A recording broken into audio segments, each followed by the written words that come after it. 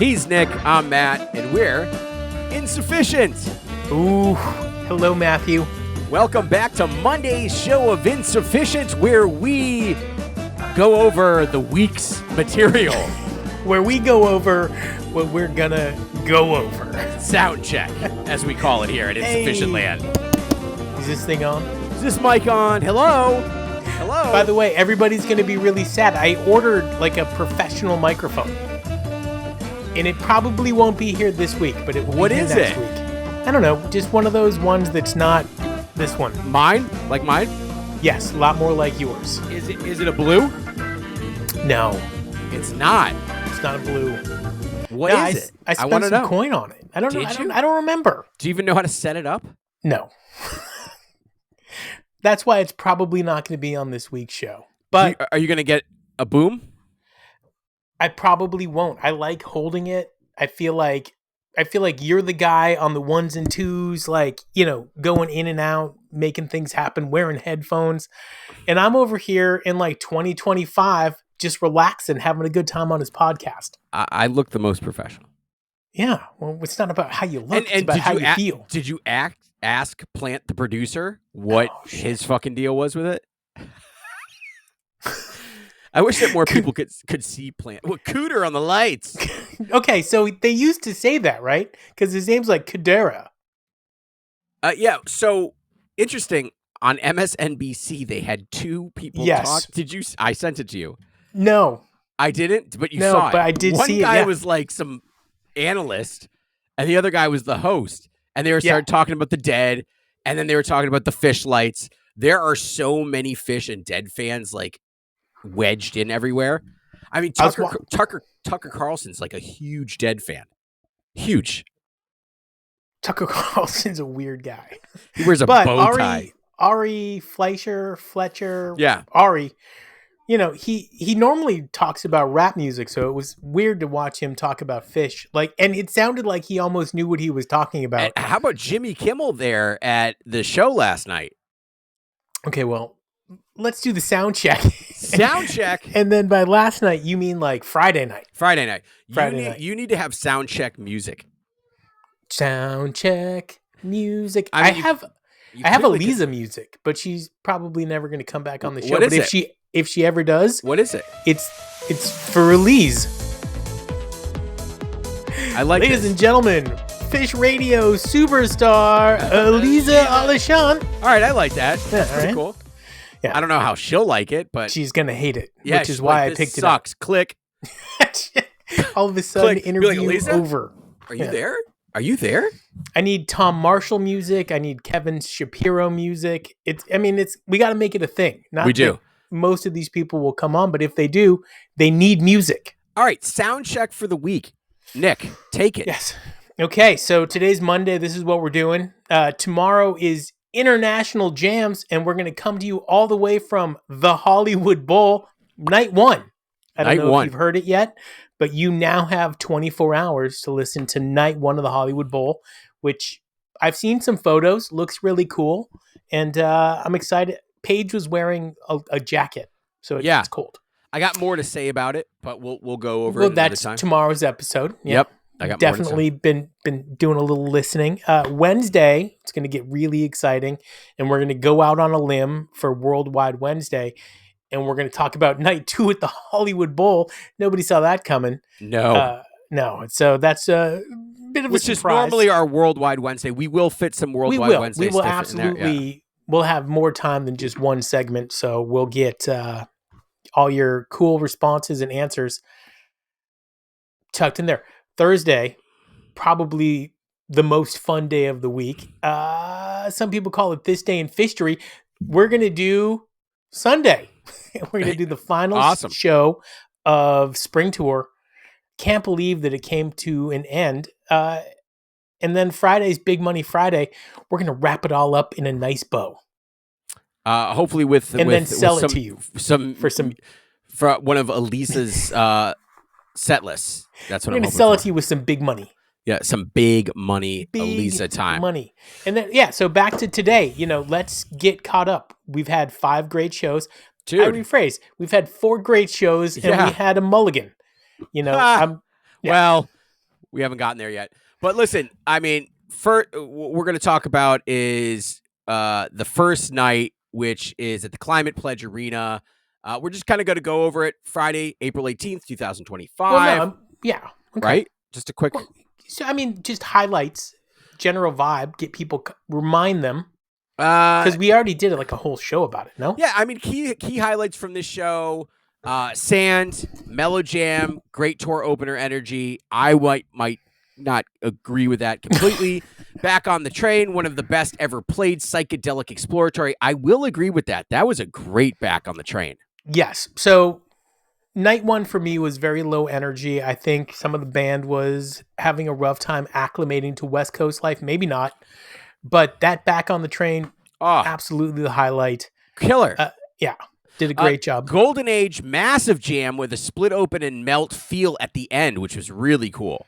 Which is funny because later on when we talk about split open and melt, it didn't feel like a split open and melt. It did not. And then we got What's Going Through Your Mind, obviously Deep Spacey and Adventures jam on that one. They popped that up a couple of times in this tour already. Wolfman's Brother surprise set one closer, huge party atmosphere on that one. I mean, that Wolfman's was killer. Blaze on into Golden Age, seamless transition. One of the show's biggest highlights, I would say. I got to tell you, sometimes the temptation to hit next on Wolfman's is high. I like my Wolfman's real funky, and I just don't get that anymore. I mean, he still hits that wah for a great portion of the beginning and usually the middle of the jam, and it doesn't disappoint. But sometimes I'm just like, oh, Wolfman's, heard it a lot. And MVP for this show, I would say Fishman, especially during Golden Age. Yeah, absolutely. 7 to 9 minute cowbell heroics, bro. Yeah, agreed. Right? Yeah. Night one was the Fishman, the return of the Fish Man. Climate Pledge, good. I mean, good show, not a great show. It wasn't my favorite out of the. It was well played, but it wasn't interesting. And so kind of just recapping a little bit from the next night, which is also Climate Pledge Arena 4/19/2025. Same arena, different fucking show. Different show completely. I frankly think that there's a lot of highlights in this show, to be honest. I'm just agreeing with you. That Free just came out and it went up from there, and Free is usually a high point of a show. Yeah, Free was top notch. Bathtub was crazy good with that San Jose tease in it. So good. Evolve was another nasty fucking jam. Agreed. That's really quickly becoming one of my favorite Phish songs. Not everyone's favorite from the night, but I liked it. From a 4.0 standpoint, it is one of their best songs that they're playing right now. Stash, I loved this Stash. Again, this comes down to the fact that they just stuck to the Stash style and just nailed the shit out of it. Pebbles and Marbles, another highlight jam from this show. And then I would say the Chalk Dust was really good. The Chalk Dust Light Chalk Dust reprise, that was fucking great. Yes, I would agree with that. Those were the highlights, at least for that show. Agreed. And Sleeping Monkey. Yeah, I'll take Sleeping Monkey. I feel like Trey cried in the middle of it. He was doing a little acting. I know, you said that before. He took it too far, and he bummed himself out, which always makes me happy. You took it too far again, Trey, and now you're bummed out. You're bummed out. Now, this is really interesting because rare and probably would never happen again on this tour. In Portland, they opened with 46 Days and then played the MoMA Dance. Yeah, again, Portland 4/20/2025, Moda Center, 46 Days, MoMA Dance into cities. I loved it. Nice little trio, for sure. Absolutely. Yeah. This was a great show. I don't know. This particular show, set one was definitely the highlight of this. Agreed. However, no, you know what? I don't necessarily agree with that. I think this whole show was pretty dope. The Run Like an Antelope Ah, was damn near sexual, and I don't mean that in a weird way. creamy Like, jeans, as we it say it was here on like, Insufficient holy Land. shit. Like, they fucking nailed it. Sigma Oasis was the absolute right song, the right way to play it. Yep. And then there was a flubbed bouncing around the room, which It's all right. It is wasn't too rare. flubbed. You know, second set, Hey, second head from the night. Hey. I think it had twists into Sense and Subtle sounds, into Everything's Right, into Boogie On, dude, into 2001. Get the fuck out of here with a masterful Harry Hood. That whole second set was ridiculous. From twist on, crazy. And then Wilson into Slave, and a Slave strange build. Trey came out hot from the very beginning. And so one of the things that Matt and I have been talking about is in these last two shows particularly, they're playing songs that they've played a lot, but they're playing them differently. And when you get to night one in the Billy Graham, yeah, there's a lot of these songs that they're now night two in the Billy Graham, there's a lot of songs that they're playing very differently, and I'm loving it. I'm loving the mixture.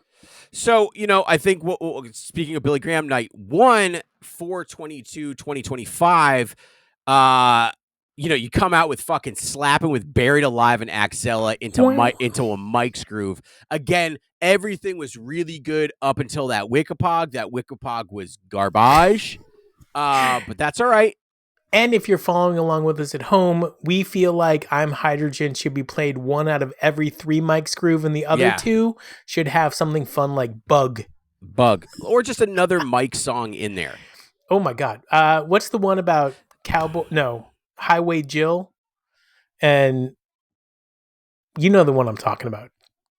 I mean, it's like the slappingest Mike song that he ever wrote. I can't even remember, but just going back to the Rogue from this set, awesome, went far out there. The Maze was great. The Split Open and Melt. What are you doing? I'm singing the song in my head until I remember the fucking name. What they should have done was, what's the use in there? Yeah, Sideways Jill. No, that's not the name of the song. Anyways, Down with Disease, and then Fluffhead Encore. Don't pass up that Down with Disease. Fucking amazing. Yeah, it was really good. Highlights. Haley's Comet, must hear jam, 19 plus minutes. Ruby Waves and Fluffhead. I don't know if that would be a highlight for me. But listen, good show. I mean, those shows back to back were ridiculous. Agreed. Just one side note. No. If you go to the phish.net, they talk about Manteca teases on night 1. Yeah. There was 0 Manteca teases in night 1. Guys, get it together. Get it together. There was at some point on this tour, there is something that you might call a tease, and we'll talk about that tomorrow. But no, there was no Manteca. If there was anything, it was purely coincidental. Don't believe the hype. Don't believe the hype, bro. Phish, 4/23/2025, another second night at Bill Graham Civic Center. Coming out with fucking Simple. This is the best show of the tour so far. Yeah. By far. Also probably best show of the year, because you've only got this in Mexico. So yeah. Simple comes out swinging. They're jamming in weird places already. And then the transition between Simple and Punch You in the Eye is so good, I fucking swore. I was like, fuck, because it was just smooth. And the highlight for me, these next 2 songs, Gumbo taking it type 2, which I thought was unbelievable. Never heard it. Never fucking heard it. I've never heard I've never heard a type 2 Gumbo. You've never heard that Gumbo then. Reba, one for the books. Yes. This is up there with any Reba you've ever heard. I'll stack it. I'll take it. Unbelievable. The rest just of this round of applause. Tear in your eye good. Yeah, the rest of this set was unbelievable. Obviously, The Well, David Bowie, and Character Zero. All fine. Just quick note. Punch You in the Eye and David Bowie, the ending of the songs usually go on where there's 4 or 5 kind of reprises of that song.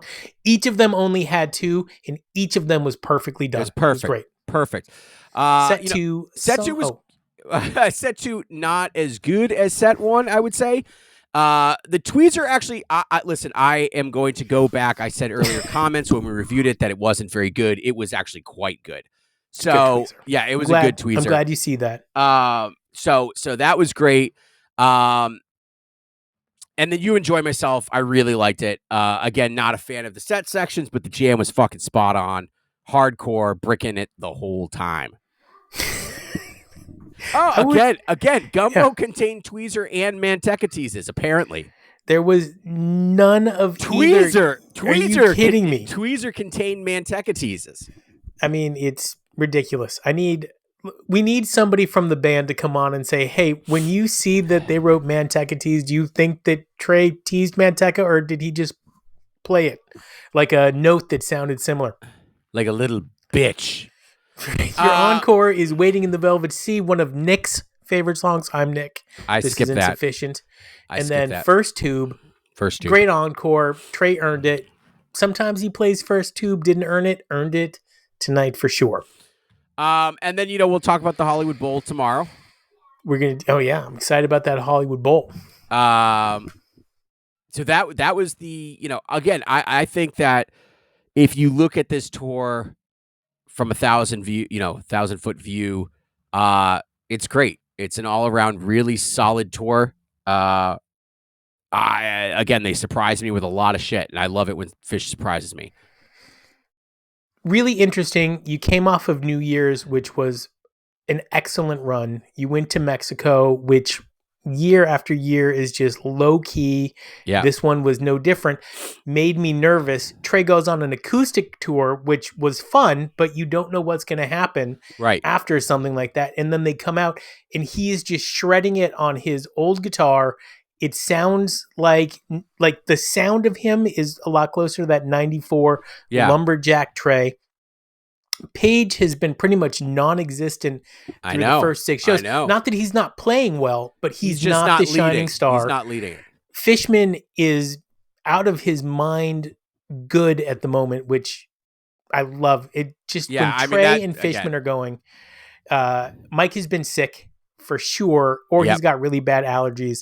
And then Trey is the absolute MVP for the first time in a decade of an entire run. It's just unbelievable. It's great. However, I think he needs to lay off the sweep effect a little bit with his solos. He's got what's called a half sweep pedal. And it goes wee, wee, wee, wee, and he uses it all the time. I wish he would a weird wah-wah? It's like a half sweep wah. So instead of a wow, wow, wow, it's just like woo, woo, woo, woo, woo. How do you know all this stuff? Because I'm a musician and I've also watched his rig breakdown a million times. You're like, hey man, somebody, what would be great in the song? A half sweep wah.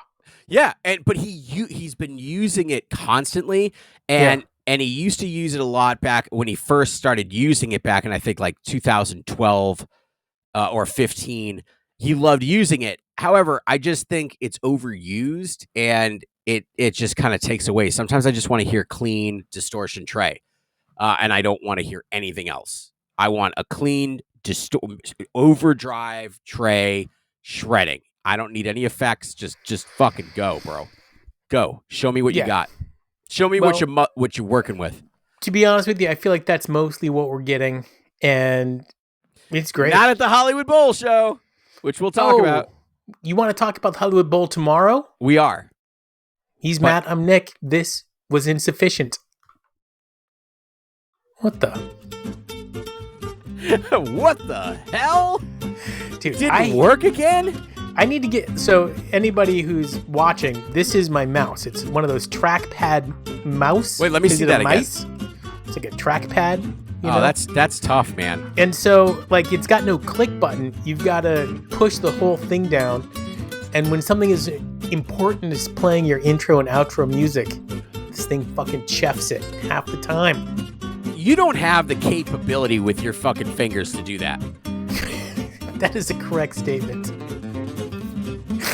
You're like, I'm surprised you can use a phone, you moron. I'm surprised you have a kid. Right. I'm not going to tell you how kids are made, but fingers usually aren't involved. They usually start it. By the way, not to get weird, but I will say that this tour, some of the music is borderline sexual. What do you mean? Dude, it's like, what? Like, I don't even know. You think that they're on like testosterone replacement therapy or something? Like, this is insane. Who in that band is on testosterone therapy? Okay, let's shorten it for TRT, which is the medical term, testosterone replacement therapy. I'm gonna say Fishman. The way he's playing like he's 20. I know, they might have shot something into his sack. But, like, I don't think he's not the type of guy to take that stuff.